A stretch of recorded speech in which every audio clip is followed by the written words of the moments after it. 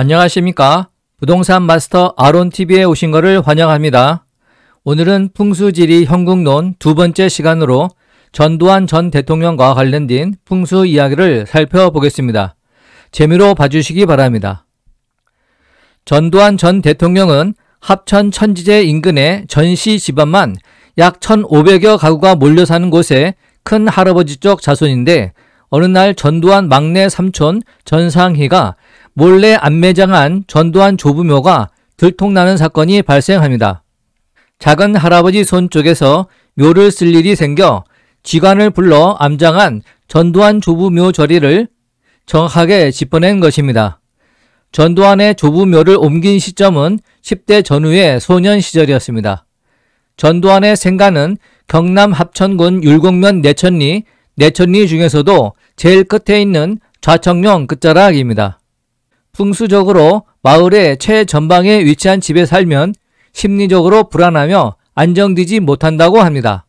그것이 좌청령의 끝자락일 땐 더욱더 안 좋은 살기가 있어 허약하거나 기가 약한 사람은 정신질환이 올 수도 있어 그 터를 누를 수 있는 무당이나 선앙당이 들어서면 무방합니다. 좌청령의 끝자락에 위치한 전두환의 생가는 안 좋은 자리이긴 하지만 다행히 청룡사가 온순하여 사기는 뿜지 않습니다. 더구나 청룡사 안쪽으로 자리 잡고 있는 것 또한 다행입니다. 이 마을의 풍수상 중요한 요소 중 하나는 마을 앞을 지나는 황강입니다. 덕유산에서 발원한 황강은 낙동강을 향해 이 마을 저 마을 기웃거리며 유유히 흘러 내려오다가 합천 가까이 와서는 북쪽으로 급하게 방향을 바꿔 내천리의 천지제를 끌어안고 휘돌아 낙동강 품속으로 안겨드는 것입니다. 이런 형국을 산궁수 휘처라 합니다. 산이 끝나는 자리를 감고 물길이 돌아 나간다는 뜻입니다. 그중 가장 좋은 예가 안동 하회마을입니다. 이때 물이 끼고 도는 그 방향이 어디냐가 매우 중요합니다. 상식적으로 큰 비가 내려 급류가 흐를 때 바깥쪽이 물살이 계속 치고 들어오는 형국이라 충이 되어 전자파처럼 사람의 육체 및 정신 건강을 해치게 됩니다. 물 흐름과 충하는 자리에 주택 등을 짓게 되면 건강을 해치게 됩니다. 무엇보다 물을 안고 있는 위치가 좋습니다. 같은 명당의 생기를 받고 태어나도 그 후손의 그릇 크기에 따라 그 발복의 양이 다릅니다.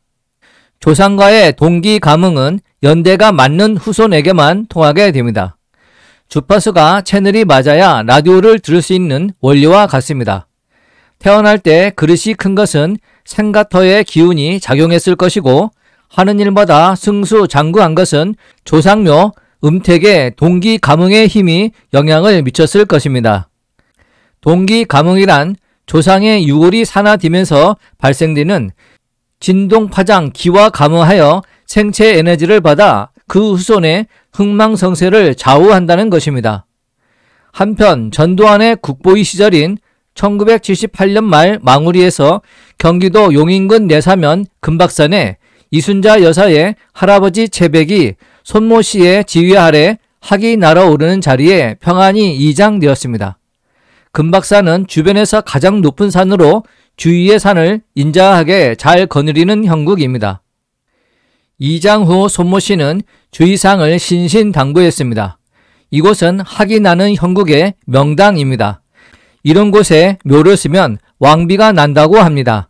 그러한 곳에는 절대로 비석을 세우거나 상석을 설치해서는 안 됩니다. 돌로 누르면 무거워서 어떻게 날 수 있겠습니까?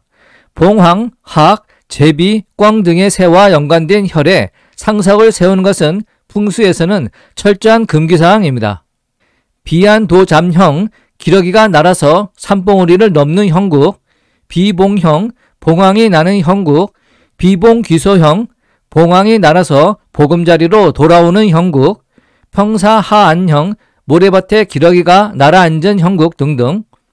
이장한 그날 밤 이규동 형제는 꿈을 꾸게 됩니다. 또 이순자 씨도 꿈을 꾸었는데 이장한 지 사흘째 되던 날 꿈속에 할아버지가 나오셔서 왕관을 주더란 것입니다. 왕관을 썼는데 무거워서 힘들지 않겠냐고 물어 고개가 아프지만 참을 수 있다고 했습니다. 이순자 씨는 목이 아프지만 거울을 보며 너무너무 좋아하다 꿈을 깼습니다. 이에 소모 씨는 청와대 안주인이 될 꿈이라고 설명했습니다. 그런데 목이 아프다는 것은 임기 중에 힘들거나 어려운 일이 있을 수 있다는 것이라 설명합니다. 그 후 이순자 씨는 청와대의 안주인이 되고 얼마 후 이번에는 정경환 씨가 찾아옵니다. 선친의 묘를 이장한다는 것입니다. 이순자 씨는 손모 씨를 소개했고 같이 답사를 했습니다. 정경환이 손모 씨와 같이 간 곳은 선산이 있는 합천군 율곡면이었습니다. 앞으로 유유히 흐르는 환강이 내려다 보이고 자총령이 두 겹으로 포개져 길을 든든히 받쳐주고 있습니다. 위총령 또한 힘있게 품어 안고 있어 좋은 자리였습니다. 그런데 정경환 씨는 선친묘에 비석이라도 세우고 싶다고 합니다. 일국의 대통령 아버지 산소이니 비석이라도 해야 되겠다는 것입니다. 손모 씨는 봉황이 날아가는 형국이라 안 좋다고 했습니다. 봉황이 날지 못하는 것은 단지 비유에 불과합니다. 사물에 비유해서 설명하는 것을 물형론이라 하는데 금계보란형이니 갈마음수형이니 하는 물형론은 이해하기 어려운 땅의 이치를 일반 사람들이 상식선에서 이해되도록 비유를 쉽게 해서 설명한 것에 불과합니다. 성물을 세워서 안 되는 곳이 있는가 하면 절이나 탑을 세워야 하는 곳도 있습니다. 이러한 것을 비보풍수라 해서 땅의 부족한 기운을 인위적으로 보완해 주는 것입니다. 자유당 말기에 이승만 대통령의 양아들 이기붕 씨가 일가족과 함께 자살한 것은 비난받을 일을 많이 했지만 풍수에서는 비금수 형국인 선조의 묘에다 호화스러운 비석을 세웠기 때문이라고 보고 있습니다. 또한 묘를 쓰고 나서 이미 발복한 이후에 묘를 이장하거나 비석을 세우면 오히려 해를 받게 된다고 경고합니다. 그러나 얼마 후 산을 깎고 길을 내어 성물이 세워졌습니다. 손석구 선생의 글에 따르면 영물인 봉황이라 해도 그것은 새입니다. 따라서 날아가는 새 형국의 묘 자리에 무거운 성물을 세우면 추락하는 것은 당연합니다. 이 비석을 철거하지 않으면 3년 후 음력 3월 3일 9시 42분에 일족이 전멸할 것이라고 주장하기도 했습니다. 그 후 1987년 박종철 고문치사 사건 이후 민주화 투쟁은 걷잡을 수 없이 불타올라 전두환 시대는 막을 내리고 육공이 들어서게 됩니다. 국회는 광주 유혈 사태의 책임을 묻고 오공비리 특별수사부가 전 대통령 친인척과 재벌 총수 47명을 전격 체포하게 됩니다. 이에 나중이라도 비석을 제거해야 한다고 하여 비석을 제거한 후 전두환은 백담사 생활 25개월 만에 내려오고 동생들도 풀려나게 됩니다.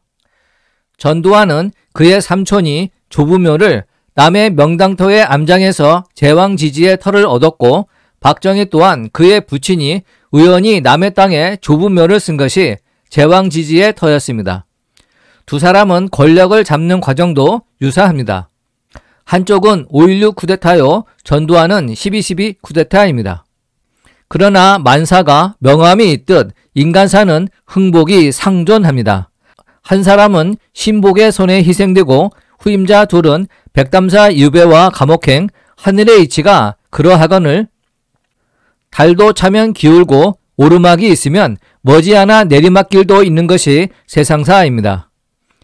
인간사 세옹지마, 과욕은 화를 부르고 붐에 넘치면 부족함 못합니다. 집안이 흥하려면 음덕과 선행을 베풀어야 함이 풍수에 이치고 그러면 후손들에게 좋은 복이 돌아간다고 합니다.